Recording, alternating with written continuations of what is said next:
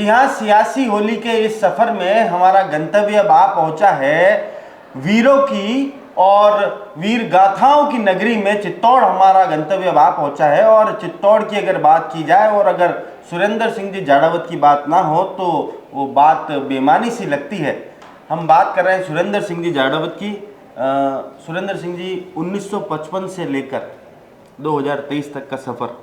1955 में आपका जन्म हुआ है और 54 में आपका जन्म हुआ और 2023 से तक का जो सफ़र है ये कितना लंबा और कितना कांटों भरा रहा?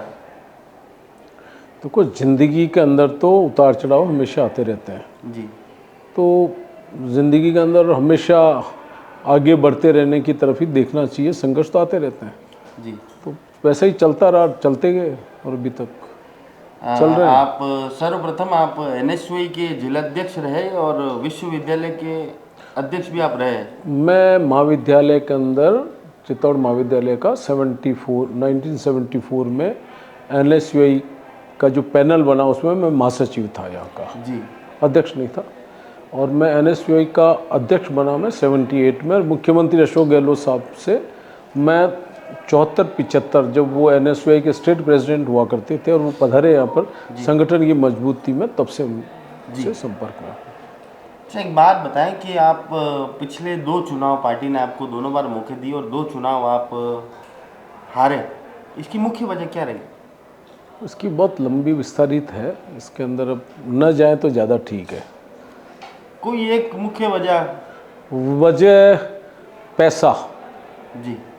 और पैसे का जो खुल्लम खुल्ला जो से कह सकते हैं चलन पहली बार जी विधानसभा में हुआ, वो चित्तौड़ के अंदर कभी आज तक नहीं हुआ जैसा चलन यहाँ पे हुआ। कई चीज़ें अपवाद सुन लोगे आप, उन चीज़ों में जाने से कोई मतलब नहीं है।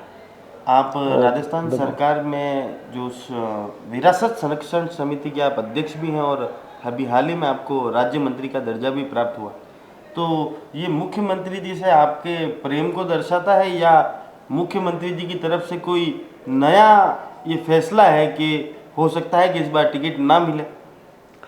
कोई टिकट देना न देना ये हाईकमान का काम है। मुख्यमंत्री जी की कृपा तो मेरे पास, मैंने आपको कहा ना 74 से ही मैं उनके संपर्क में रहा हूँ, तब से उनकी कृपा मेरे पे लगातार बनी रही। और मैंने तो कहा भी है जी कि आज जो भी डेवलपमेंट चित्तौड़ विधानसभा का है, मैंने अभी भरी सभा में कहा मेरे पिता भी मुख्यमंत्री होते तो वो मुझे इतना नहीं देते जितने चित्तौड़ में उन्होंने मुझे दिया है।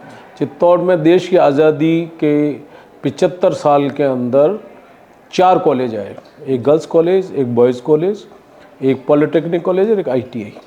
और इन 4 सालों में मुख्यमंत्री जी ने 8 कॉलेज दिए। जी।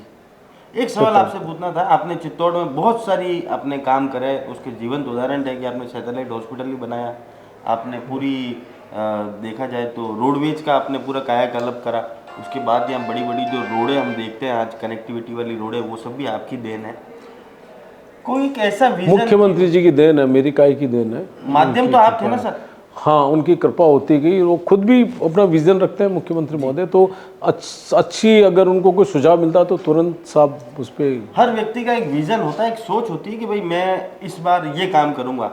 ऐसी कोई सोच आपके मन में पनप रही है कि जो आपको लगता है कि अभी भी अधूरी है चित्तौड़, जिससे अभी भी अछूता है? चित्तौड़ के अंदर मुख्यमंत्री जी ने सब दे दिया। गोसुंडा में हमने कॉलेज खुलवा दिया, बस्सी में कन्या महाविद्यालय खुलवा दिया, एग्रीकल्चर महाविद्यालय खुलवा दिया, संस्कृत महाविद्यालय चित्तौड़ में खोल दिया, मेडिकल कॉलेज दे दिया मुख्यमंत्री जी ने, BSc नर्सिंग दे दी, 2 ITI दे दी, साव में अलग दे दी, बीजापुर में अलग दे दी, तो कोई कम सेटेलाइट हॉस्पिटल दे दिया, उपजिला चिकित्सालय दे दिया, CSC दे दी, PSC दे दी, सब सेंटर्स दे दिए, सड़कें दे दी, नहरें दे दी, बिजली के ग्रिड दे दिए, 132 kV का ग्रिड बहुत बड़ा दे दिया।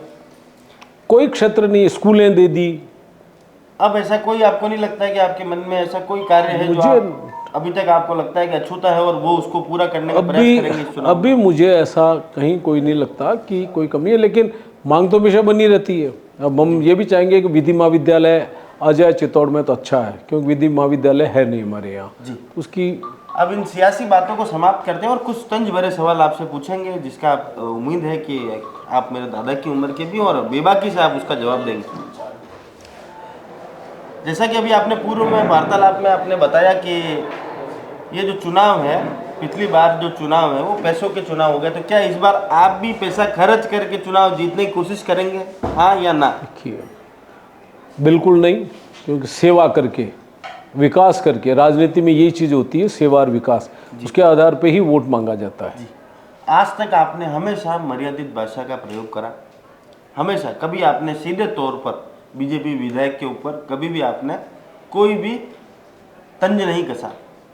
पर अभी हमने कुछ दिनों से हमने एक चीज़ सुनी, आपने कहा कि मैं भी अगर कांच के महलों में रहता हूं तो आप भी कांच के महलों में आप भी रहते हैं, ऐसा करके आपने एक वाक्य बोला। इसके पीछे का क्या उद्देश्य था?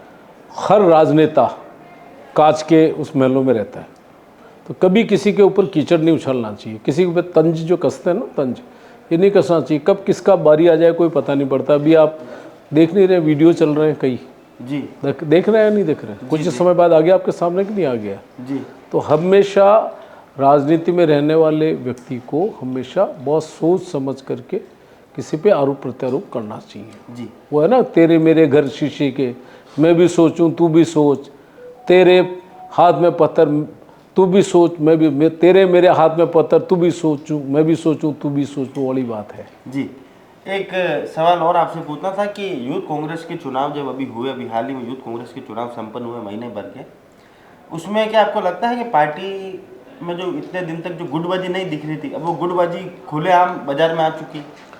गुटबाजी तो नहीं कर सकते, प्रतिस्पर्धा युवकों में अवश्य रही है। नहीं, हमने कई विधायकों को देखा और उसमें बंद सरों में तो लोग ये भी कह रहे हैं कि आपने भी किसी एक उम्मीदवार को आपने समर्थन दिया। हमारे लिए सब जो युवा चुनाव लड़ रहे हैं वो सारे हमारे अपने हैं जी, सारे हमारे अपने, और रात दिन मिलते रहते हैं, रात दिन हमारे साथ उन्होंने हर वक्त पार्टी की मजबूती के लिए काम किया। तो कोई ये नहीं है कि ये मेरा नहीं, सब हमारे अपने। जी जो जीत जाएगा उसको ताकत देंगे, वापस पार्टी को मजबूत करे। जी, तो हमारे साथ मौजूद थे सुरेंद्र सिंह जी जाड़ावत।